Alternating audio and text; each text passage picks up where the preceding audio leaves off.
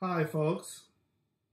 I was inspired by David Randall Curtis, another YouTube who's well worth looking into, to try recording some longer material. So I'm going to do a short story I wrote called The Other Kind, and we call this segment Uncle Bud's Story Hour. So kids, get your jammies, get your cocoa, gather around, and listen to the story, The Other Kind. There are two kinds of old men in this world: those who have given up and those who still have something to prove. The first type takes up fishing or heavy drinking and spends a lot of time hanging around bars or coffee shops or sitting at home watching Jeopardy reruns. The second type grows a beard, marries his secretary who is 15 years younger than he is, and buys a Harley. The hero of this story doesn't own a Harley, not yet, but he does have a girlfriend 11 years younger than he is. He lives in a pseudo-artist loft apartment building in an old part of town. The walls in the building are pretty thin. He can hear the neighbors having sex, and they can probably hear him. This can be stimulating, but it makes for minimal conversation when you run into somebody in the hall. On this particular night, one of the neighbors, the one who lives just beyond the head of our hero's bed, is high on meth or some other stimulant. He is playing the stereo at top volume and screaming at friends over the phone. This goes on till 11 o'clock when our hero gets pissed enough to go out into the hall and knock on the guy's door. The knock is unanswered, so the knock gets louder until finally the guy realizes that the rapping he hears isn't part of the drum and bass mix he has on his stereo, but is actually a knock on his own front door. The guy goes to the door, but doesn't open it. He looks at our hero through the peephole. The exchange that takes place between the guy and our hero takes place through the closed door. Our hero asks him to turn down the stereo. The guy says he will, and he actually does. For what? Our hero returns to his apartment and falls asleep. Our hero is jerked awake about 3 a.m. by the guy's stereo next door. Our hero is pissed. He pulls on some clothes and storms out into the hall. He slams on the guy's door, but this time there is no response. Our hero goes back into his apartment and calls the landlord. The landlord tries to call the tenant next door, but gets no answer. The best the landlord can do is suggest that our hero call the police.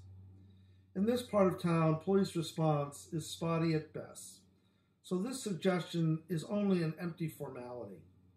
Our hero is left standing in the middle of his apartment, trying to think what to do next.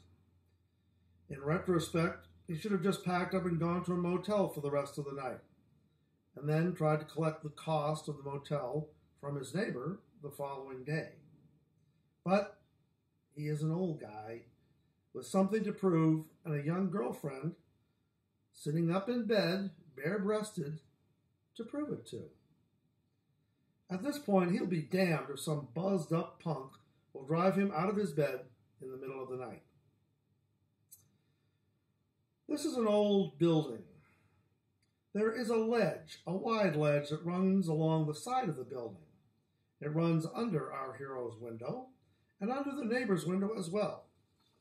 Our hero goes out his window, walks along the ledge, and looks in the neighbor's window. Maybe the guy is unconscious or dead, he reasons. But what he finds out is that the guy isn't even in his apartment. The thoughtlessness of this makes our hero even angrier, if that is possible. Now, any pretense of civilized behavior evaporates into the warm night. The neighbor has left the window partly open, and it doesn't take much to open it the rest of the way and climb into the room. Our hero intends to shut the stereo off, but there, on top of the stereo, as if left by the devil, is a pair of wire cutters. It is all too convenient. Snip, snip, and the speakers are no longer connected to anything, and there is silence. Our hero climbs back out the window and goes back to his own apartment. He makes love to his girlfriend, who has been aroused by all these testosterone-fueled criminal shenanigans, and falls blissfully asleep. The next day, the landlady is outside our hero's door, demanding that he meet with his neighbor and resolve the conflict. Apparently, the little weasel has gone crying to Mama and has forgotten to mention just how high he was at the time. Our hero admits nothing and maintains a blank, I don't know what you're talking about attitude throughout the exchange. In a very reasonable tone, he agrees to meet the young man. Next day, the guy is at our hero's door complaining about the cut speaker wires. Without admitting anything, our hero agrees to pay for new wires in the interest of community peace. The guy apologizes for forgetting to turn off his stereo before leaving the apartment. Our hero remarks, "The next time it happens, I will handle it in a very different way," implying that the different way will be much more unpleasant for the young man. After this, the guy never comes back with a receipt to collect his money. He moves out a month later.